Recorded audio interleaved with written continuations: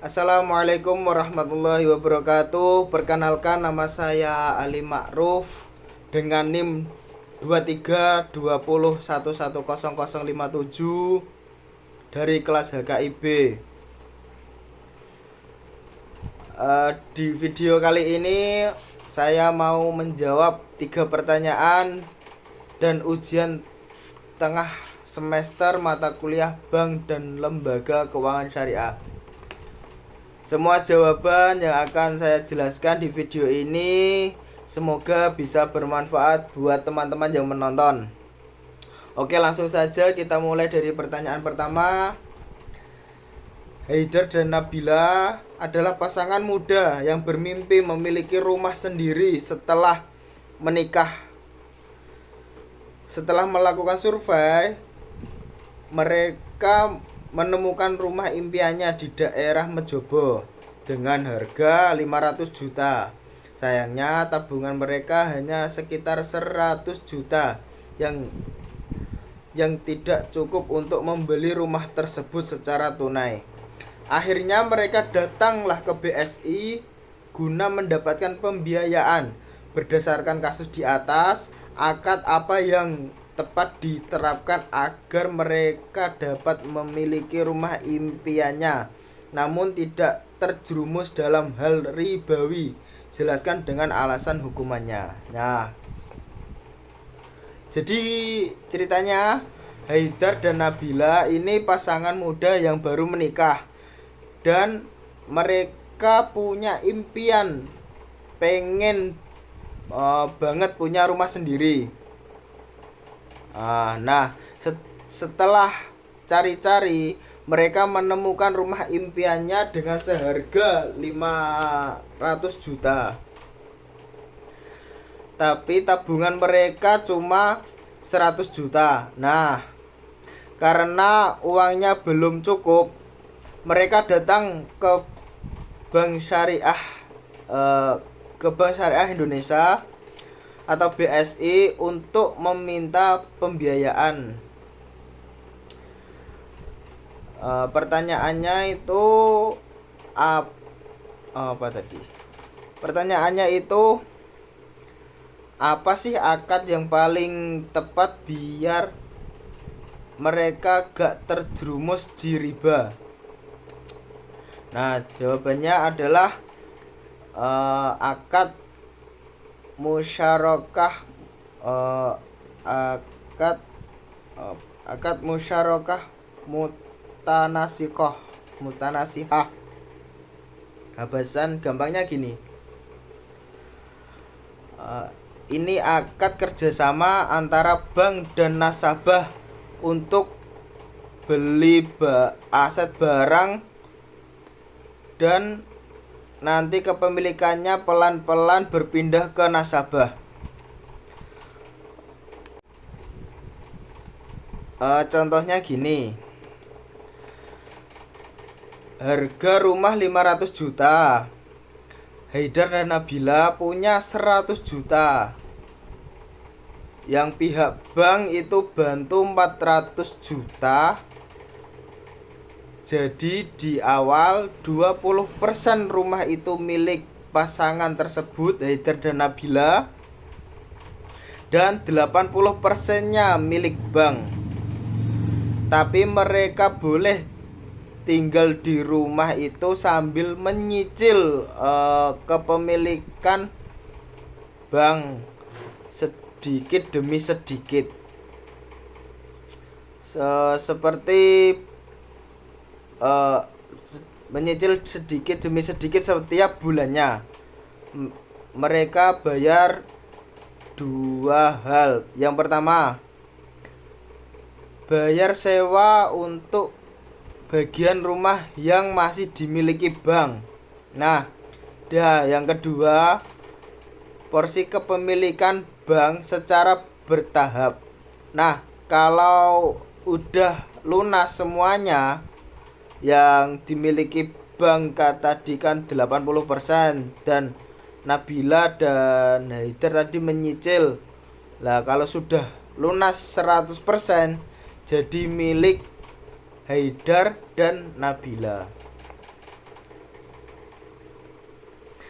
inilah perbedaan dengan bank konvensional. Kalau bank konvensional mereka akan dikenai bunga tetap setiap bulan dan itu termasuk riba. Akan tetapi di bank syariah keuntungan bank didapat dari jual beli atau sewa menyewa, bukan dari bunga uang. Nah, selain musyarakah mustasihah,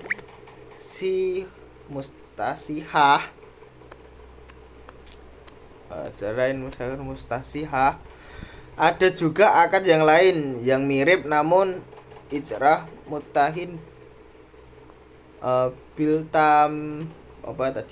biltamlik, yaitu sewa yang di akhir masa rumahnya bisa jadi milik nasabah. Dua-duanya hal karena ada objek yang nyata dan tidak ada unsur riba. Jadi intinya biar transaksi kayak gini tetap halal dan akadnya harus jelas, barangnya nyata, dan gak ada tambahan bunga, dan diawasi oleh Dewan Pengawas Syariah. Dengan begitu Haidar dan Nabila bisa mempunyai rumah impiannya.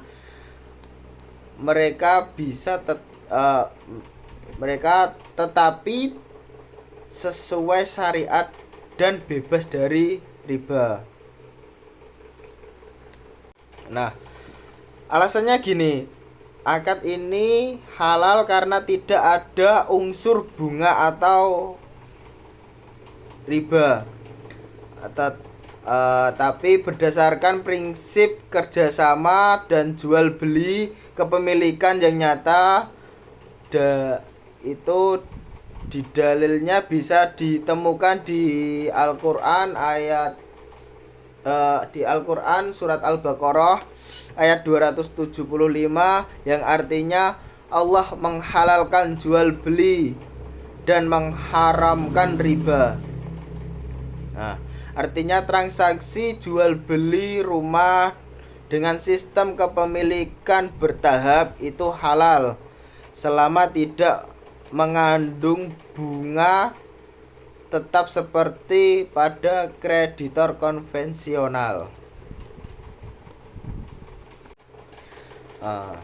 Dan kita lanjut ke soal yang kedua. Jelaskan apa yang dimaksud dengan fungsi perbankan syariah sebagai lembaga intermediasi, serta jelaskan bagaimana cara perbankan syariah mendapatkan keuntungan. Sekarang kita memasuki soal yang kedua. Ini sebenarnya fungsi utama bank syariah itu sama kayak bank pada umumnya, yaitu sebagai lembaga intermediasi dan perantara keuangan. Tapi bedanya bank syariah menjalankan fungsi itu dengan menjalankan fungsi itu dengan prinsip Islam. Jadi gini, bank syariah itu menghubungkan dua pihak, seperti yang pertama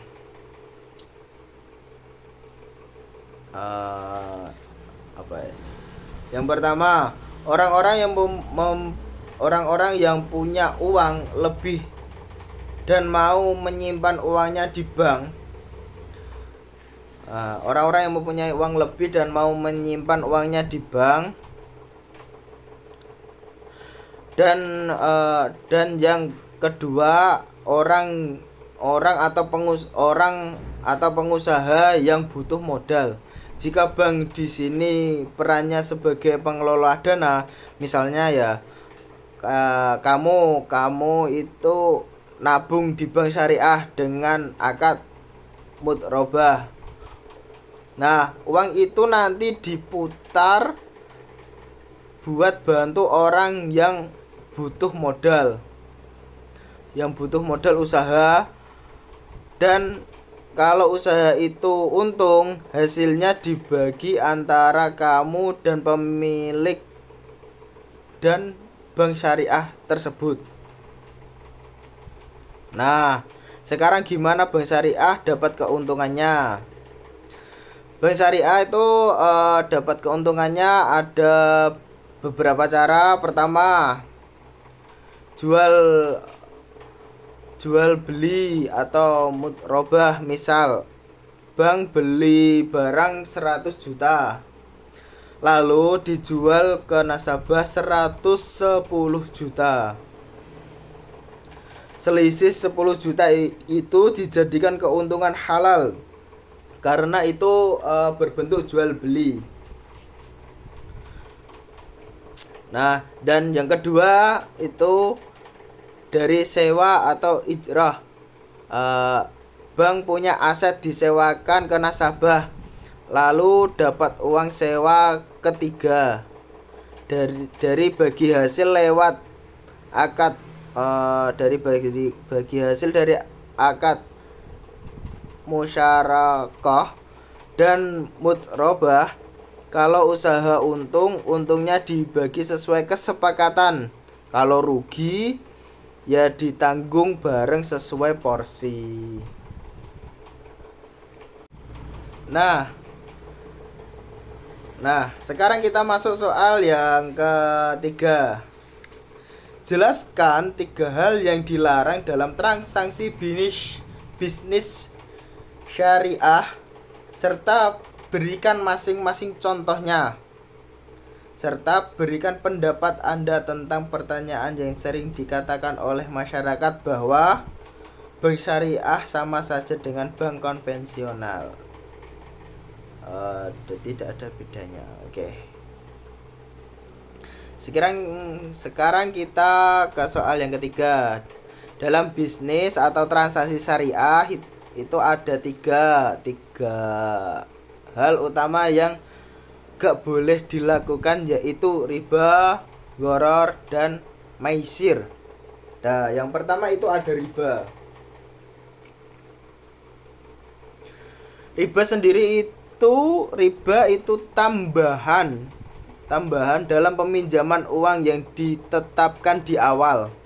Nah, misalnya pinjam 1 juta tapi harus balikin 1.200.000. Nah, itu riba, dan Islam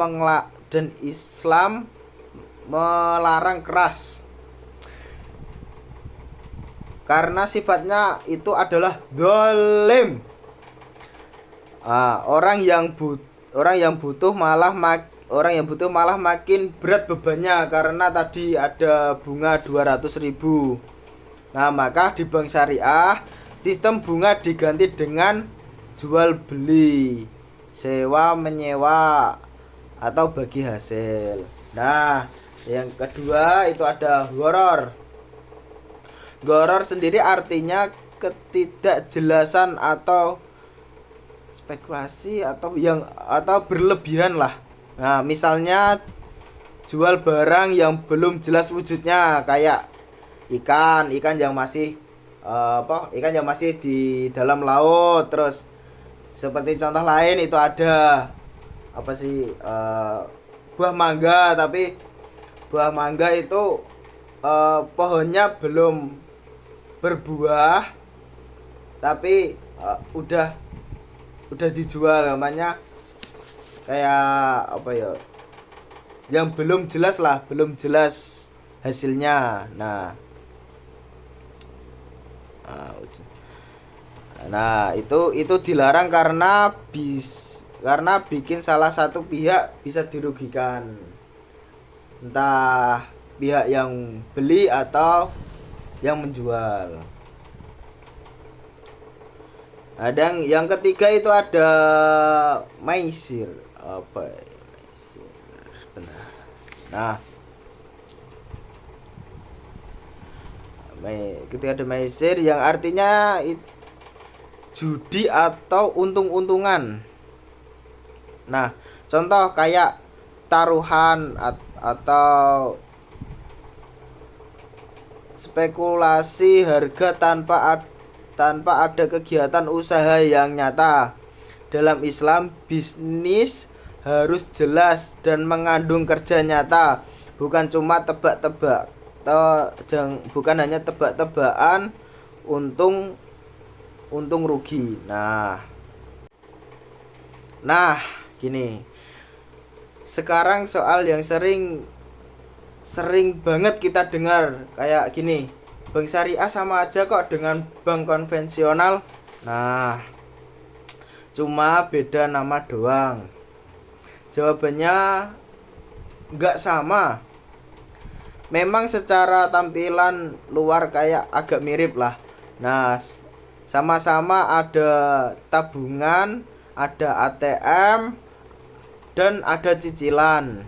Tapi secara prinsip itu beda jauh di bank konvensional. Semua transaksi semua transaksi dasarnya bunga kalau bank konvensional. Namun untungnya atau rugi bunga tetap harus dibayar. Nah, tapi kalau di bank syariah semua transaksi berbisnis aset nyata dan ada bagi hasil. Jadi kalau usahanya untung, hasilnya dibagi. Kalau rugi, tanggungan bersama sesuai kesepakatan. Ini lebih adil dan sesuai ajaran Islam. Jadi walaupun kelihatannya mirip di luar, secara prinsip dan nilai bank syariah dan bank konvensional ini beda banget lah. Sangat beda banget.